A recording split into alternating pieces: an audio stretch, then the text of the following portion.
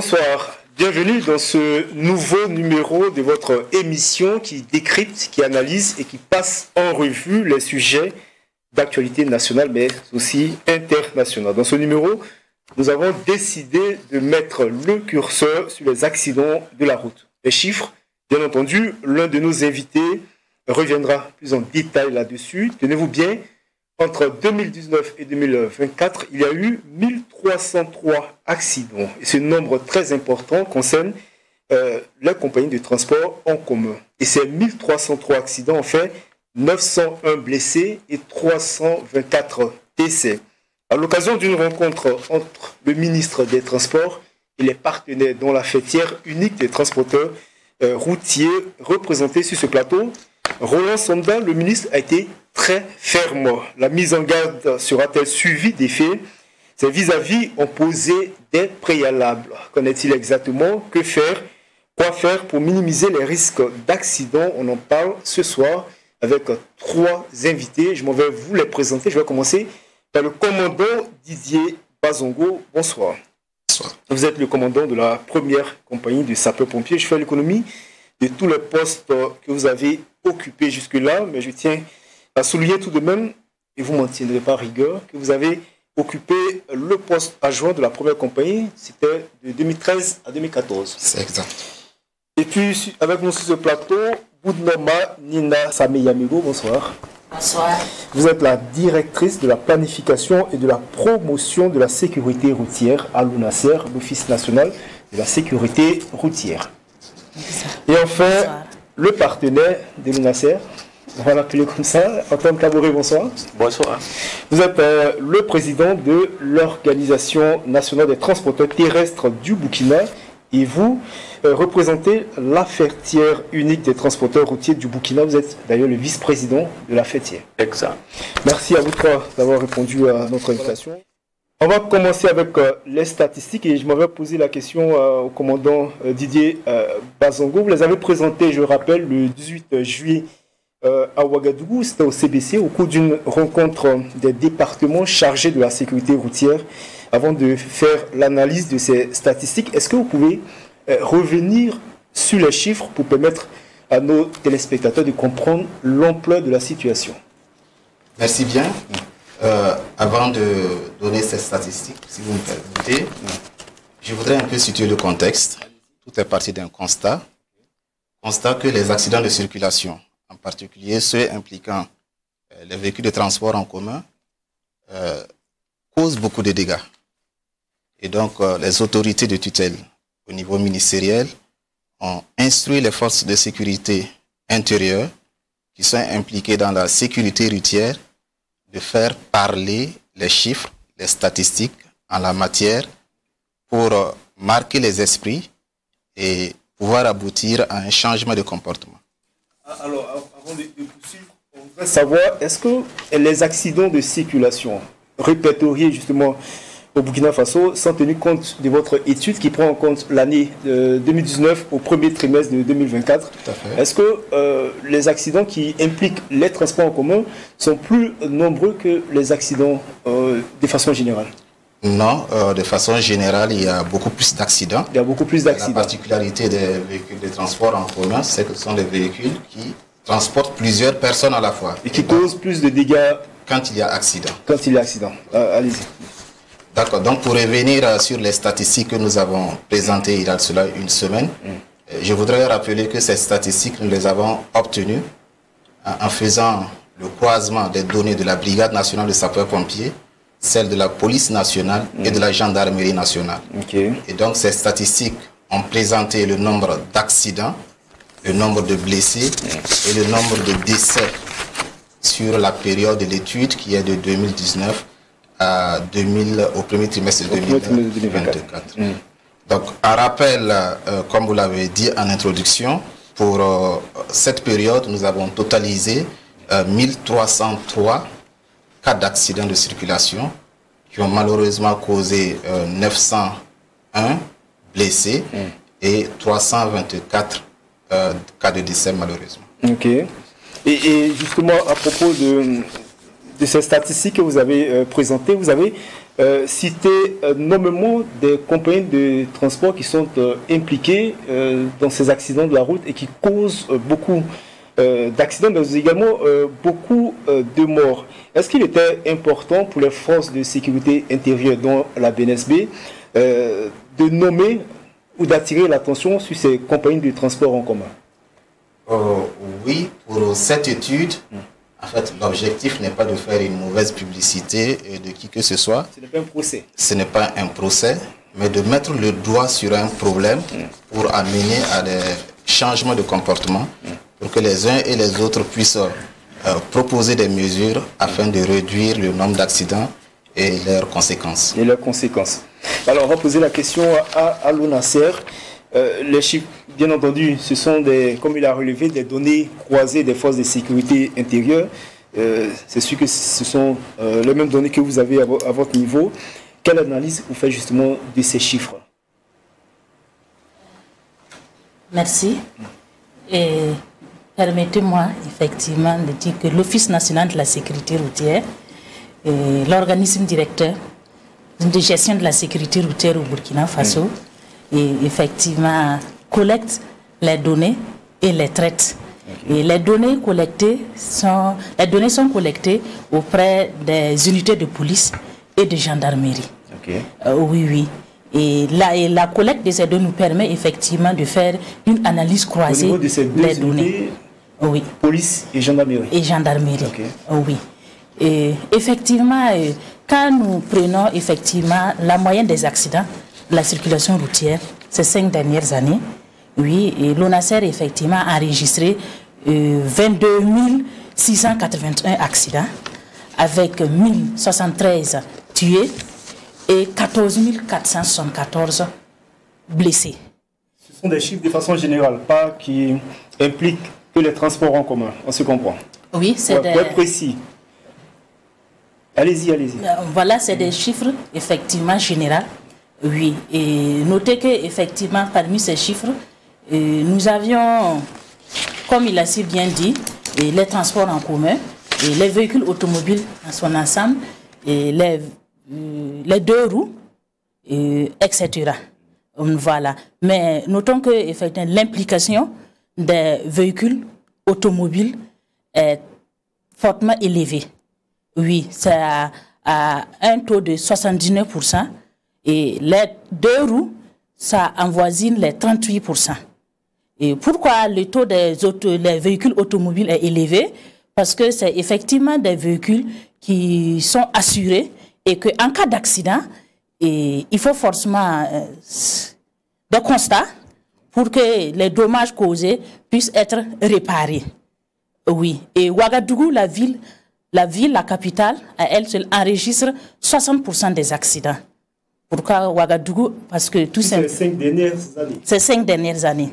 Oui. Et les 60% d'accidents, c'est la ville de Ouagadougou. Et parce que Ouagadougou, effectivement, regorge la majorité des véhicules automobiles du Burkina Faso, avec la densité de la population et également la proximité des services de constatation d'accidents. Voilà. Si on vous comprend bien, les chiffres que vous donnez, il peut arriver qu'il y ait des accidents et qu'il n'y ait pas de constat et que vous n'ayez pas ces données. Tout à fait. Les chiffres peuvent aller bien au-delà de ce que vous avancez. Oh oui. Il y a des accidents effectivement qui ne sont pas constatés parce que il y a effectivement des données qui nous échappent. Lorsque nous prenons des accidents qui se produisent généralement hors agglomération, il arrive souvent que s'il y a mort d'homme, voilà, qu'il y a des règlements à l'amiable.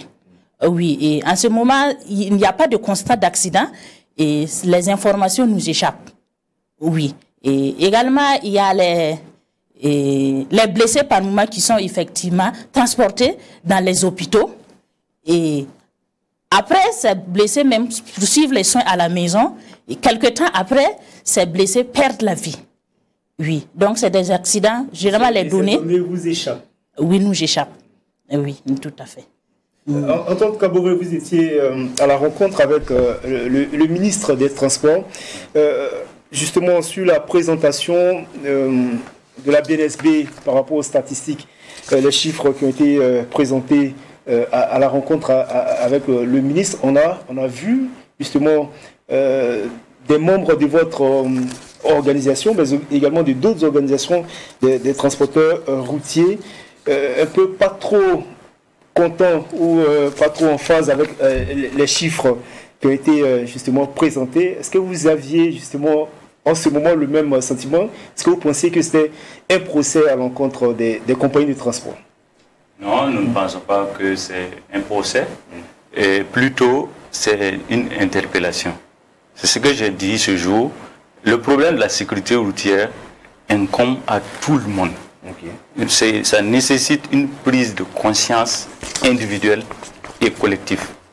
Voilà. Puisque les chiffres que nous avons vus, et même avant les chiffres, on a vu des vidéos et vous avez vu les circonstances souvent que les gens même arrivent à faire des accidents. C'est vraiment, ce sont des chiffres alarmants. Donc, bon, ça, pour l'implication aussi des transports, des transporteurs en commun, bon, ça aussi, ce n'est pas un procès, mais c'est interpeller tous les usagers. Parce qu'en cas d'accident, les causes, c'est ce qu'on a dit, c'est l'homme. Les causes, c'est l'homme. C'est l'homme qui conduit le véhicule, c'est l'homme qui construit les routes, et c'est l'homme qui est au devant de tout.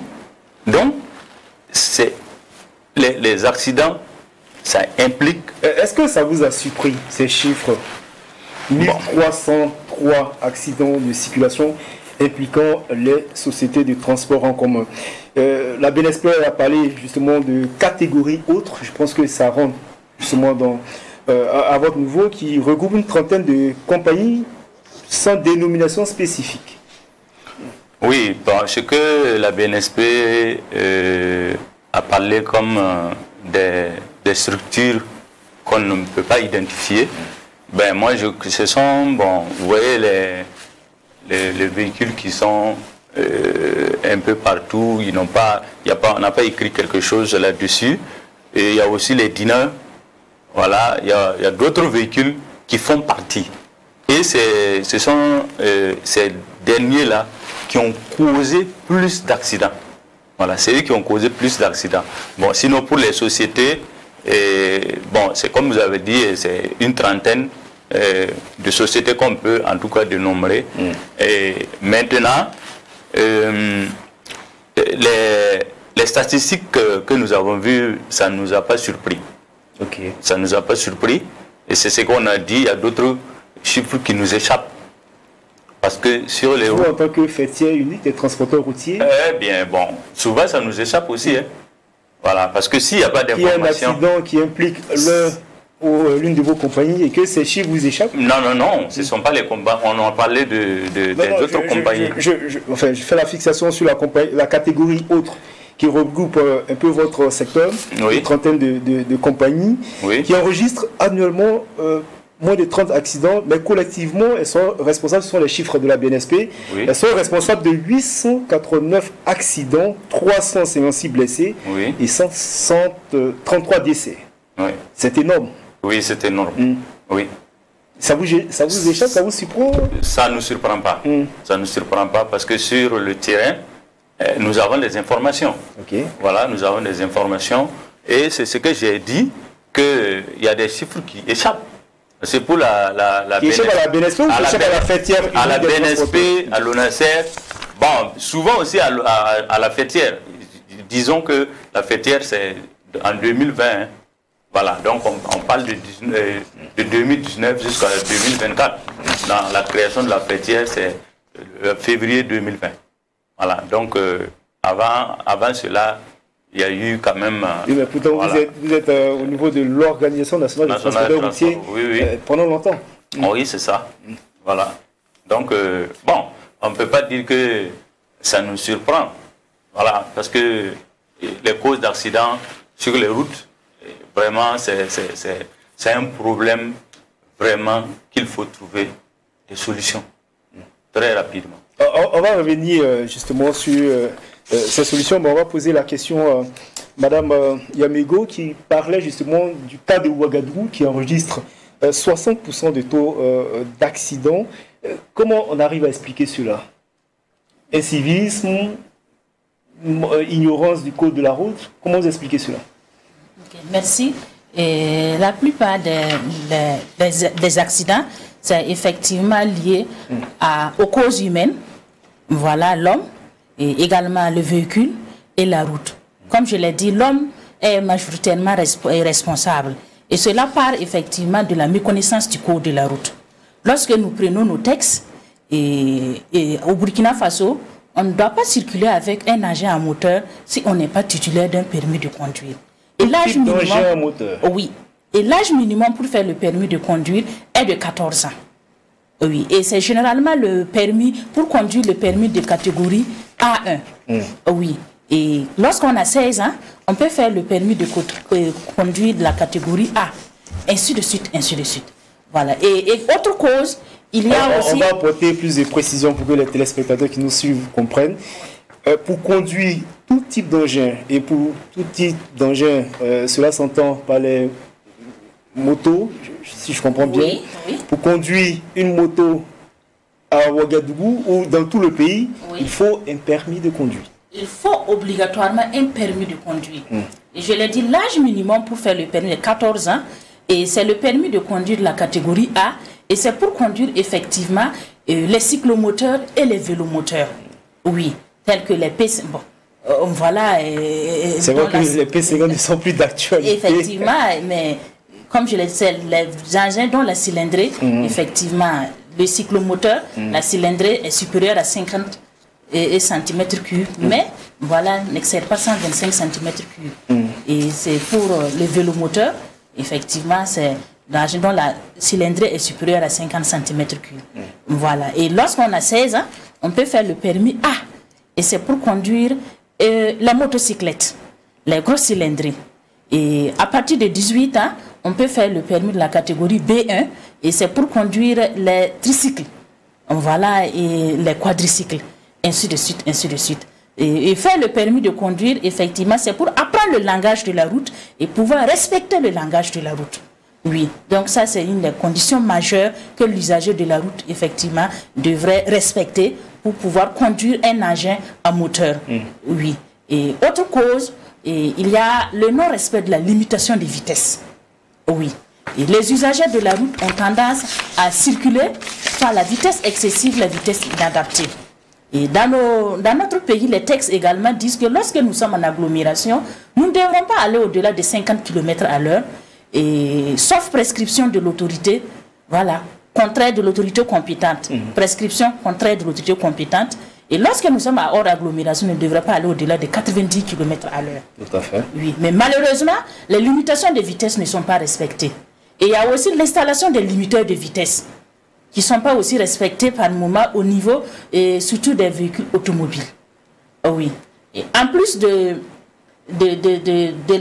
non-respect de la vitesse, il y a aussi la somnolence et la fatigue. Voilà, c'est des compagnons. Et l'organisme, lorsque nous sommes fatigués, c'est toujours conseillé de se reposer. C'est très important. Et là, directement, ce sont les chauffeurs que vous interpellez, que vous indexez? C'est tout usager de la route. Tout usager de la route. Tout à fait. La somnolence, la fatigue. La fatigue. La consommation d'excitants. Des stupéfiants. Des stupéfiants. Voilà. Peut-être Antoine Kaboré va répondre. Peut-être qu'à leur niveau, ils permettent à leur chauffeur, aux chauffeurs de prendre des substances pour rester éveillés sur la route, peut-être. Non. Pas forcément. Pas du tout. Non. Nous les conseillons. Il vous arrive de prendre en flagrant délit, excusez-moi, vos collaborateurs, je veux dire les transporteurs routiers, prendre des substances qui sont... Non, c'est rare. Surtout les transports en commun, ça n'existe pas. Ça n'existe pas. Ça n'existe pas. Voilà. Maintenant, les autres usagers peuvent se trouver quelqu'un et sort d'un cabaret et puis il traverse la route. Voilà. Des cas d'accident comme ça. On va revenir sur la responsabilité. Voilà, donc, Commandant Bazongo, vous qui êtes tout le temps sollicité justement pour les cas d'accident, notamment dans la ville de Ouagadougou, Madame Yamego de l'ONACF parlait de 60%. Est-ce que tout ce qu'elle a cité comme cause procède soit de l'ignorance ou de bon sens. Parce que, est-ce qu'on a besoin d'aller à l'école, enfin l'école du code de la route, pour savoir qu'au feu rouge, on doit s'arrêter? Je ne prends que cet exemple, voilà. Merci. Je crois qu'il y a les deux situations. Ok. Il y en a qui, malheureusement, agissent par ignorance. Même quand il faut s'arrêter au feu tricolore? Oui, le feu, c'est bien évident. C'est évident, tout le monde sait qu'il faut s'arrêter au feu. Mais par exemple, il y en a qui ne savent pas qu'il faut laisser le piéton traverser le passage piéton. Le passage piéton. Ils ne savent pas, ils n'ont pas été sensibilisés. Donc, c'est par ignorance. Et il y en a aussi, c'est vraiment, j'allais dire, dans notre jargon, j'allais dire, c'est de l'indiscipline. Ok. Voilà. Donc, parce qu'il arrive très souvent, en faisant le constat que même ceux qui ont le permis de conduire ne sachent pas que enfin, le passage piéton, c'est obligatoire pour le piéton. Ou c'est pas ignorance? Celui qui a le permis, il n'est pas censé ignorer. Il n'est pas censé ignorer. Donc, si les gens viennent à violer cela, c'est un cas palpable d'indiscipline dans la circulation, tout simplement. Ok, tout simplement. Alors, on va revenir justement sur les cas d'accident qui impliquent justement les transports en commun. Il y a les petites catégories. J'ai beaucoup fait ma fixation sur les minibus, justement, mais aussi au niveau de la ville de Ouagadougou, il y a les transports en commun comme les taxis qui ne répondent pas toujours aux normes, mais qu'on les voit en circulation. Est-ce que tout cela aussi participe au fait qu'il y a beaucoup d'accidents, pas seulement à Ouagadougou, mais aussi en race campagne? Je peux présager et dire oui, je ne suis pas peut-être très bien placé pour parler de l'état de ces taxis, parce que je suppose que c'est des véhicules qui font leur visite technique. Et donc, je ne ferai pas une fixation sur les taxis uniquement. Donc, il y a beaucoup de véhicules qui font des accidents par défaut technique, des problèmes techniques qui surviennent sur le véhicule. Lors de notre étude, il y a beaucoup de causes d'accidents liés à cet état de fait et qui ont été rapportées notamment par les PV de constatation de la gendarmerie ou de la police.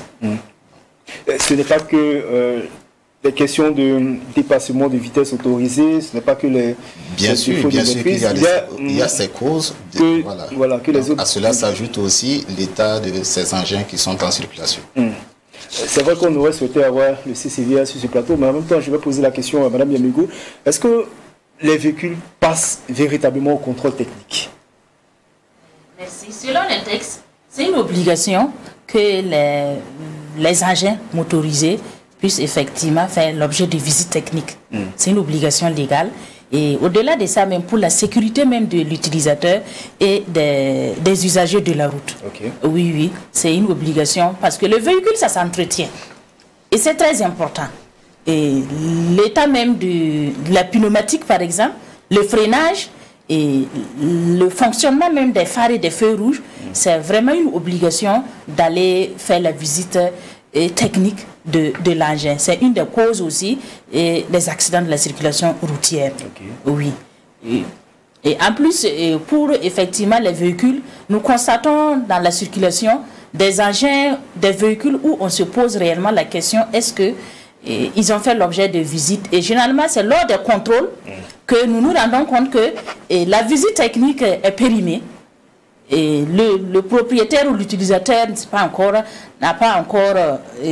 c'est pas encore rendu au CCVA, au centre de contrôle, voilà, pour la visite comme il se doit. Et c'est généralement cause d'accident, par moi-même aux conséquences très très dommageables. Oui. Donc c'est très important de faire la visite technique de son engin. Je dis bien un engin à moteur parce que les deux roues aussi doivent faire l'objet d'une visite technique. Je vais reprendre ma question autrement. Vous parlez de texte, cela s'entend. Et pour aller plus loin, s'il faut s'en tenir au texte, ceux qui roulent la moto doivent passer le permis, ce qui n'est pas fait. Et on se rend compte, on va revenir là-dessus, que toutes les mesures ne sont pas appliquées. Ma question, c'est est-ce que tous les transports en commun, est-ce que tous les véhicules, est-ce que vous avez des chiffres sur les véhicules qui vont ou qui ne vont pas au contrôle technique. Notamment ceux qui transportent beaucoup, je veux parler des transports en commun. La visite technique, elle est vraiment périodique, oui, et nous, à notre niveau, nos statistiques, c'est généralement beaucoup plus les accidents, constatés. Oui, oui. Nos statistiques sont généralement les accidents. En tant qu'Abori. Oui. Oui, les véhicules de transport en commun participent, en tout cas, à la visite technique. Voilà, nous, tous les véhicules, aujourd'hui, ce n'est pas un transport qui n'est pas de bonne foi, ne peut pas dire qu'il ne peut pas avoir la visite technique. Voilà. Vu l'état des véhicules, souvent il y a des véhicules qui arrivent et on les retourne. Voilà, pour revisiter. Voilà. C'est-à-dire qu'ici, on détecte une panne, on vous dit d'aller réparer et on inscrit, voilà, c'est ceci que vous devrez aller refaire. Et vous revenez. Voilà. Donc il arrive souvent que il y ait ce problème-là. Sinon, le CCVA est un peu partout, hein, dans toutes les régions, pratiquement ils sont là. Et il y a des équipes mobiles aussi qui sortent pour aller constater de visu les choses, les véhicules de transport en commun. Vous confirmez que tous les véhicules de transport en commun passent. Bon, c'est comme Mme Muro l'a dit. Il y a des périodes.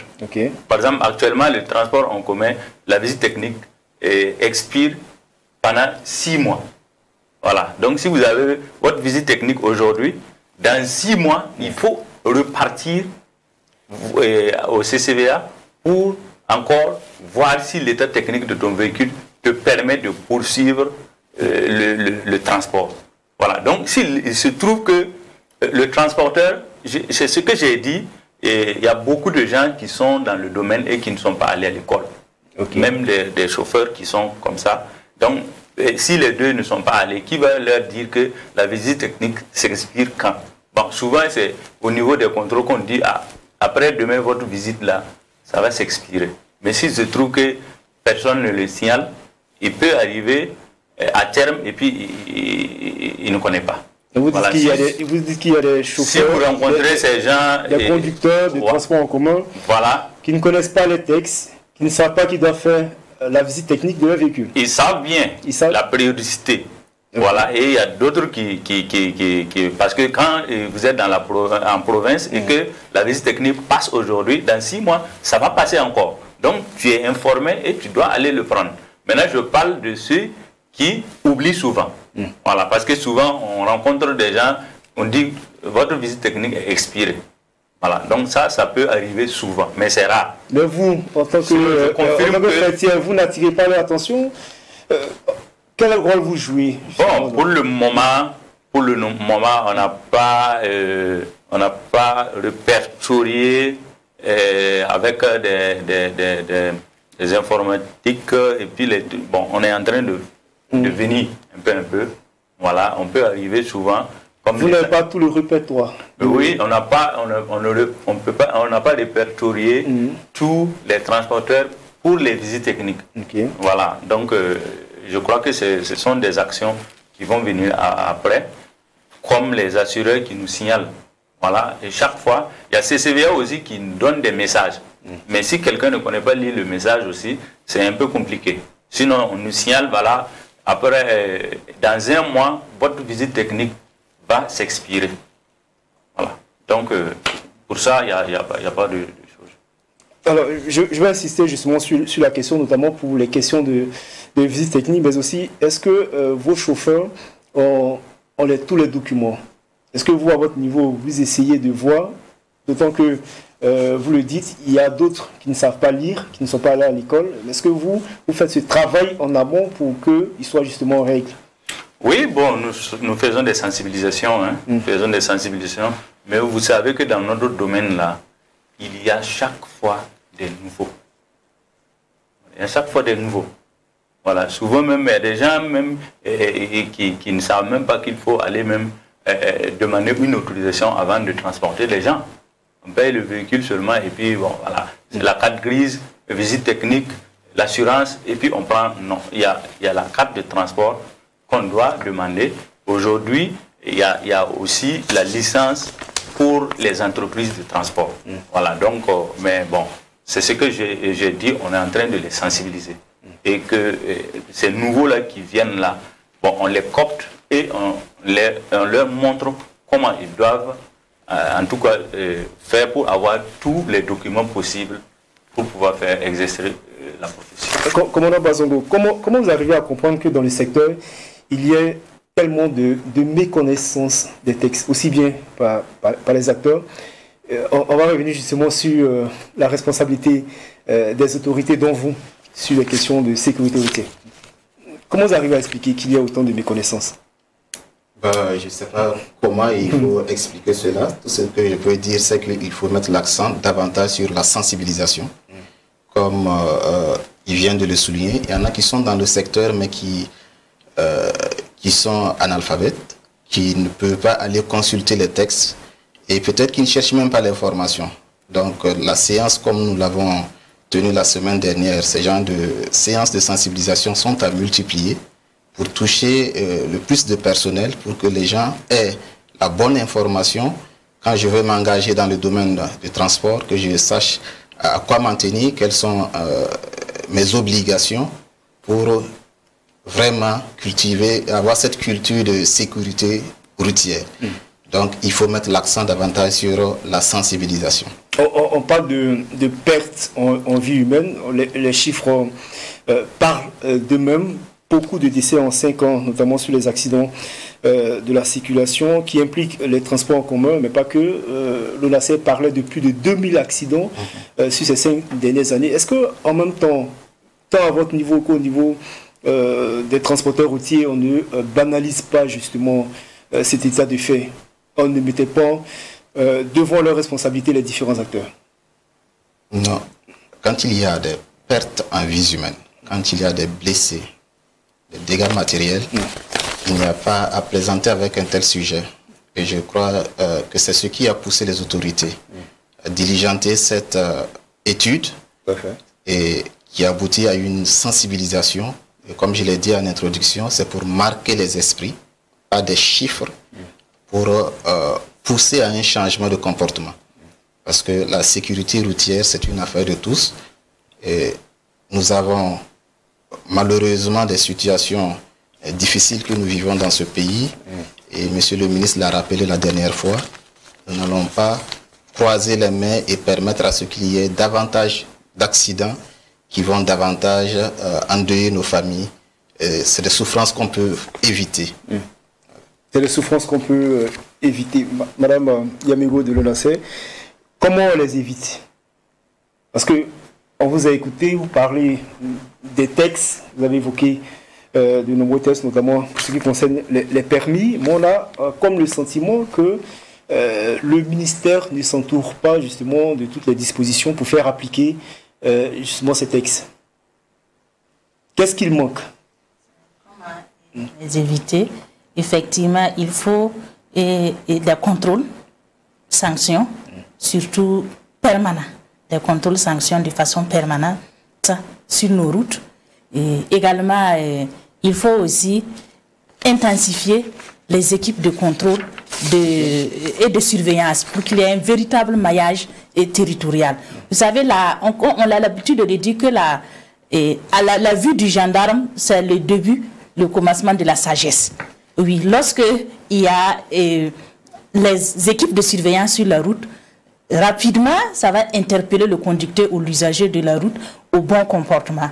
Ce qu'il faut faire aussi, c'est aussi de ne pas oublier la sensibilisation qui doit être effectivement permanente, comme ils le ont dit. C'est très important. Et le changement de comportement, l'éducation à la sécurité routière, c'est vraiment une lutte de longue haleine. Et qu'on ne doit pas vraiment baisser les bras.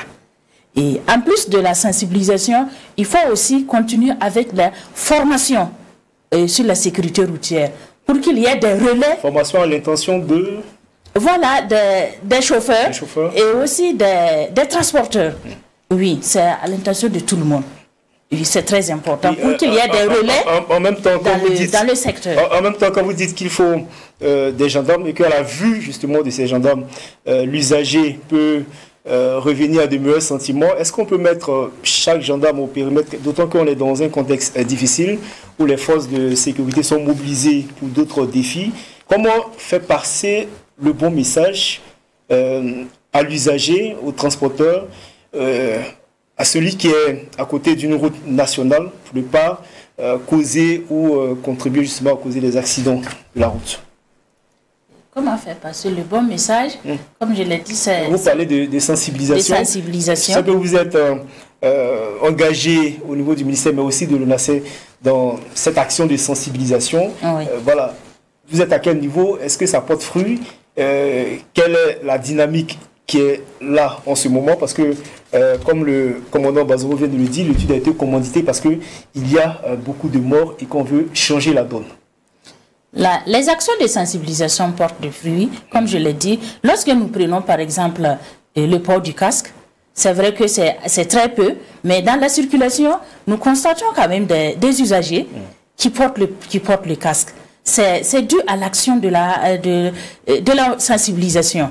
Et également, lorsque nous prenons les statistiques même, si nous voulons vraiment faire une comparaison, et de l'année 2023 par exemple, nous avons enregistré 22 156 accidents, et comparé à l'année 2024-22, où nous avions enregistré 24 626 accidents, il y a eu une baisse de 10%.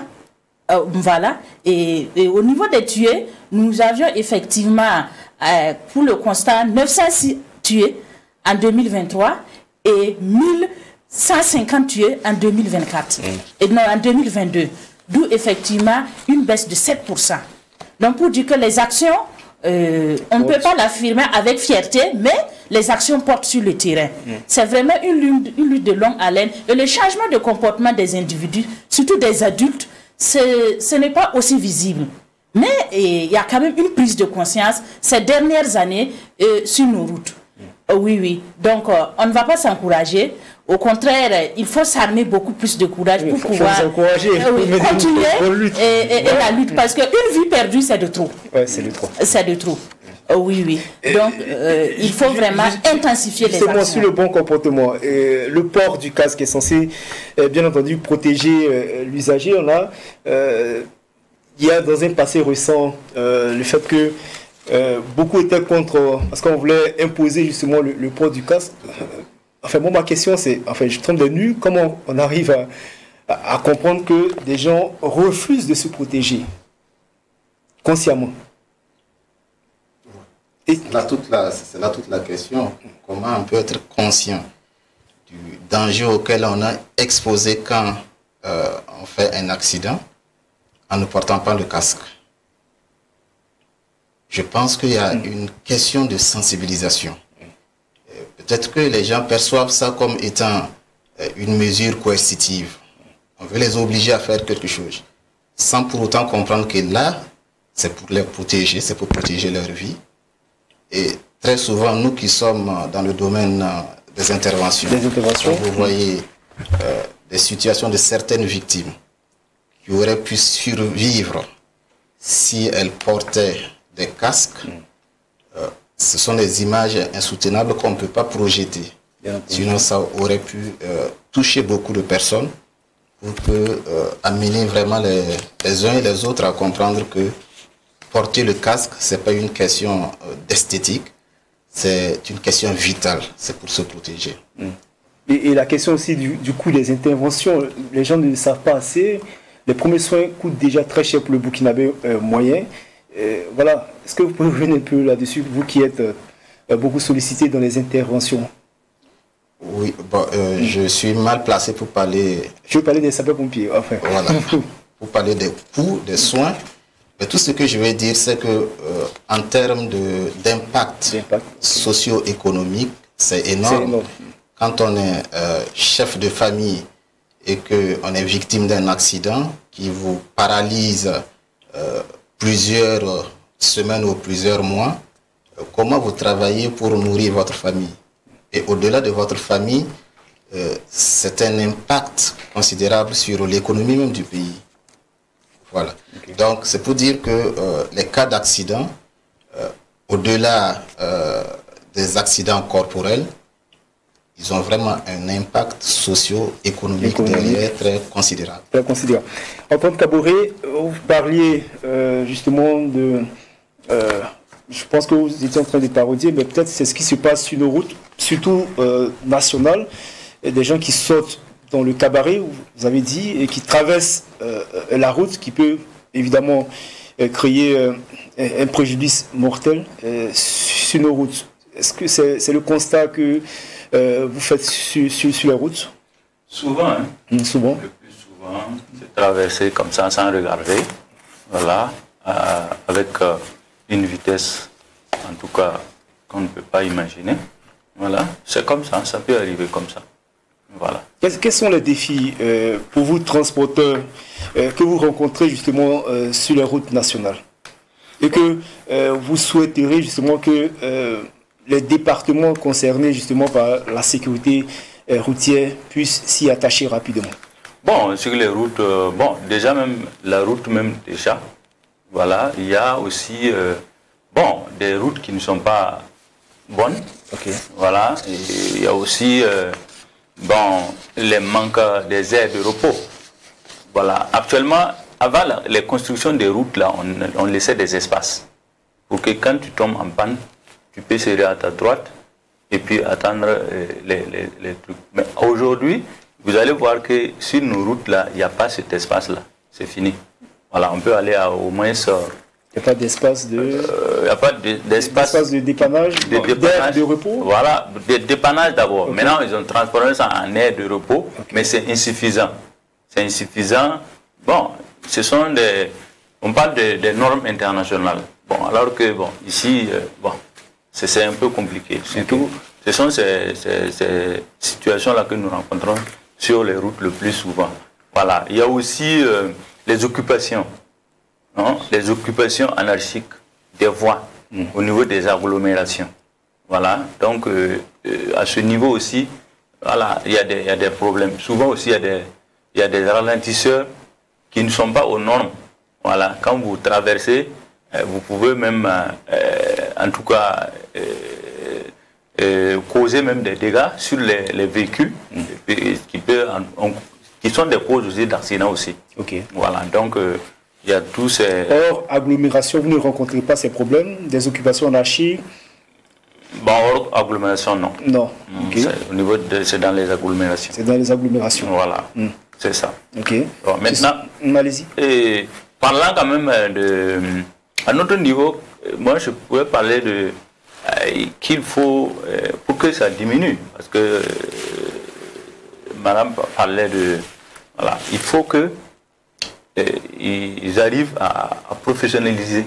C'est-à-dire que nous, à la fêtière, c'est ce que nous avons pris comme engagement pour la professionnalisation et la modernisation de notre profession, pour que les gens puissent comprendre. Parce qu'aujourd'hui, ce n'est pas... Il y a les gens qui ont le permis, voilà, pour la catégorie de véhicules qu'ils doivent conduire, mais il faut chaque fois perfectionner. Il faut les former, il faut les sensibiliser, voilà, sur la nécessité, voilà, de faire la courtoisie, la nécessité de suivre le corps de la route. Il y a tous ces aspects-là qu'on doit, en tout cas, continuer permanemment. Ce sont les préalables que vous avez posés. Voilà. Mais le ministre aussi, il a accepté. On va déjà faire les états généraux des transports. Mais sur la limitation de vitesse, il n'y a pas eu d'accord. Sur la limitation de vitesse, nous-mêmes, en tant que fêtières, nous ne sommes pas d'accord pour les vitesses sur les routes. Nous ne sommes pas d'accord. Oui. La fêtière unique des transporteurs. Oui. Voilà, nous ne sommes pas d'accord sur les vitesses. Est-ce que c'est répercuté au niveau des chauffeurs? Bon, souvent, il y a des compagnies qui sanctionnent les chauffeurs. Voilà. Parce que en cas... Parce que c'est là aussi qu'il faut dire aux passagers. C'est-à-dire que si vous êtes dans un véhicule et que vous constatez que le chauffeur se comporte mal, il faut le signaler. Il y a souvent des numéros qu'on écrit. Voilà, vous appelez pour vous dire tel car à telle heure, il a fait ceci, il a fait cela. Voilà, ça nous permet aussi de corriger les erreurs et que dorénavant, les autres puissent en tout cas comprendre qu'il ne faut pas mal se comporter. Il nous revient souvent que les chauffeurs routiers subissent aussi des pressions de la part de leur patron pour faire énormément beaucoup de voyages, permettre de renflouer les caisses.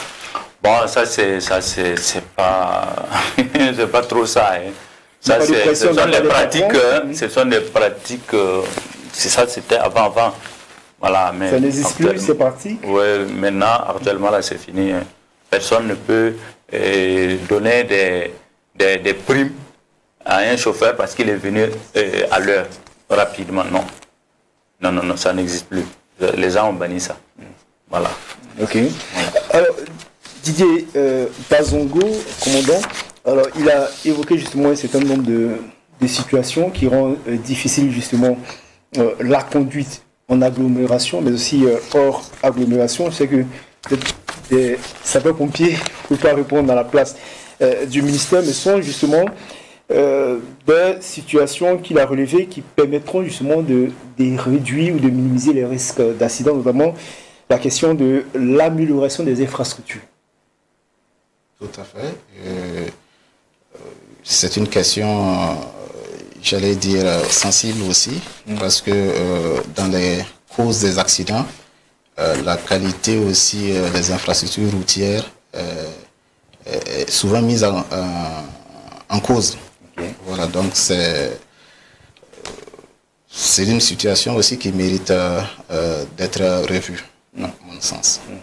Est-ce que, Madame Megodé-Lonacé, est-ce que ça n'aurait pas été intéressant de revoir ces dispositifs avant d'interpeller les chauffeurs sur leurs responsabilités?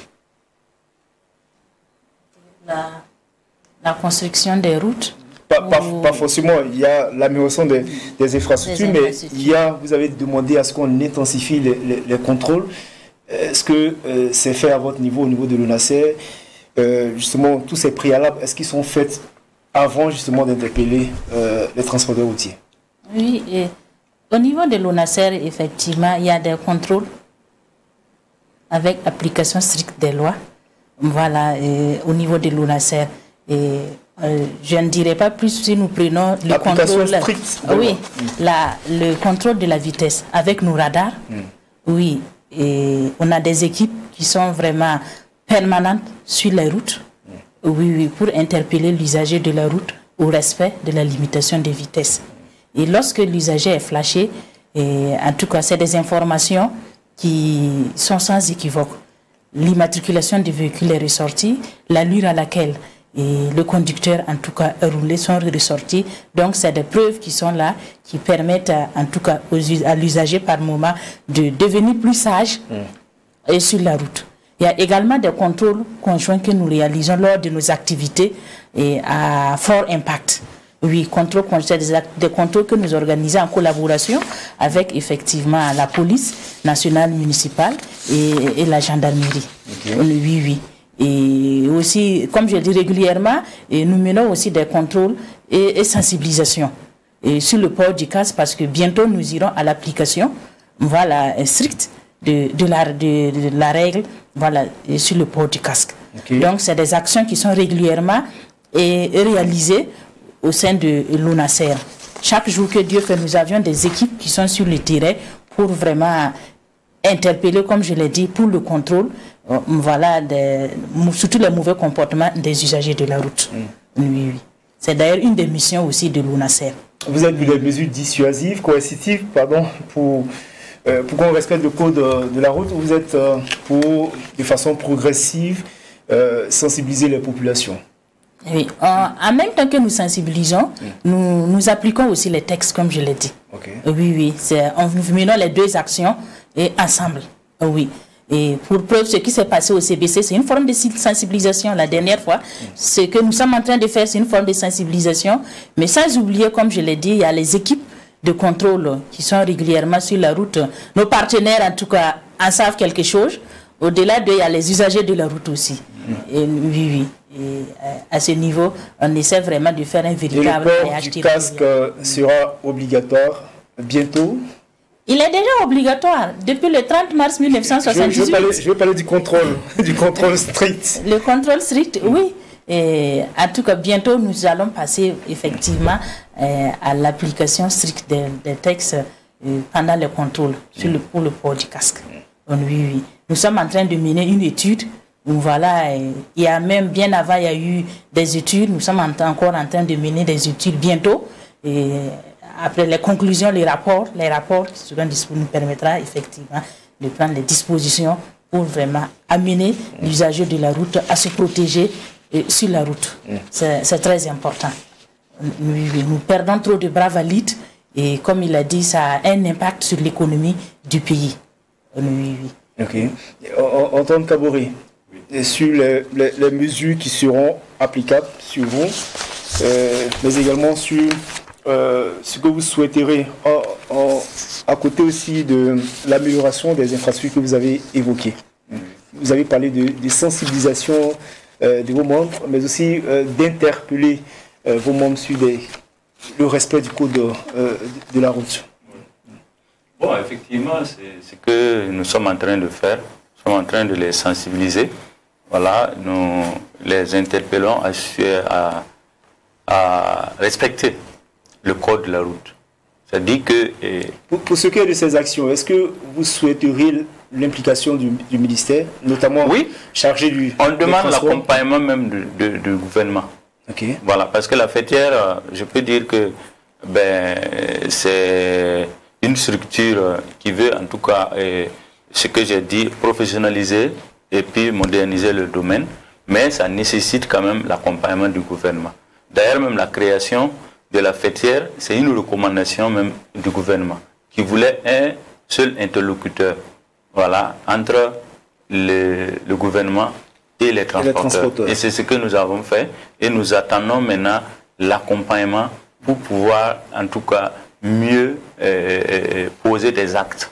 Voilà, pour mieux poser des actes, former nos transporteurs et les sensibiliser, les suivre, les encadrer. Voilà, si vous regardez les chiffres que la brigade des sapeurs-pompiers a fait ressortir, vous allez voir qu'il y a des gens qu'on ne peut pas identifier. C'est ce qu'ils ont dit. Et nous allons les identifier, nous les connaissons, ce sont nos membres. Et ce sont des gens qui veulent des formations, ce sont des gens qui veulent être, en tout cas... Des formations, soyez plus clair, des formations en quoi? Formation du respect du code de la route. Respect du code de la route, c'est ce que j'ai dit. Chaque fois, il faut les interpeller, il faut les former, il faut les sensibiliser. Parce qu'il y a chaque jour des nouveaux. Chaque jour des nouveaux. Voilà, donc il faut permanemment continuer avec la sensibilisation. Alors, voilà. Peut-être qu'on ne se comprend pas bien, peut-être que vous allez préciser votre pensée. Celui qui est chauffeur a forcément un permis de conduire, connaît le code de la route. C'est d'actualiser les données. Il faut actualiser, actualiser. Parce que quand vous regardez parce que bon, c'est ce que j'ai dit, hein. Il y a des gens qui... il a le permis, c'est un professionnel, il prend la route, il connaît un peu la route. Voilà, c'est ce que nous... Il connaît le langage de la route. Le langage, parce que la route parle. Voilà, quand la route est là, elle parle. Donc, il faut l'écouter, il faut le suivre. Là, tu n'as pas de problème. Voilà, donc il faut chaque fois les rappeler. Voilà, donc c'est comme ça. C'est leur profession. Voilà, mais chaque fois, il faut une sorte de mise à jour. Voilà, c'est ça. Voilà. Commandant Bazongo, justement, lors de votre présentation, vous avez parlé de crainte que les chiffres de 2024 puissent augmenter. Ce sont des craintes.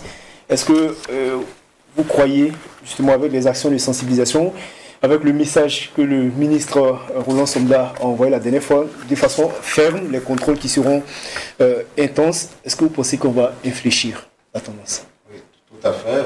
C'est vrai que la situation qui a été présentée, je crois que le premier trimestre déjà de l'année 2024 donne autour de 168 cas d'accidents, juste pour les 3 premiers mois de l'année.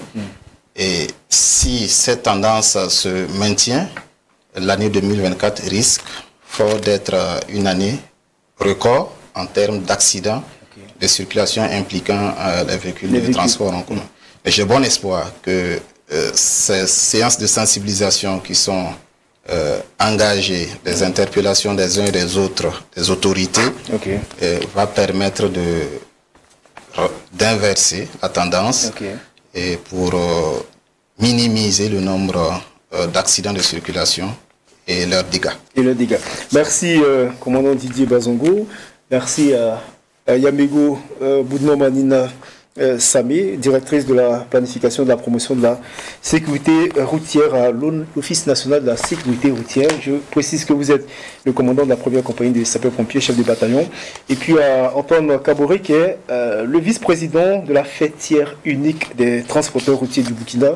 Nous sommes au terme de cette émission. Merci à toutes et à tous de l'avoir suivi. Bonsoir chez vous.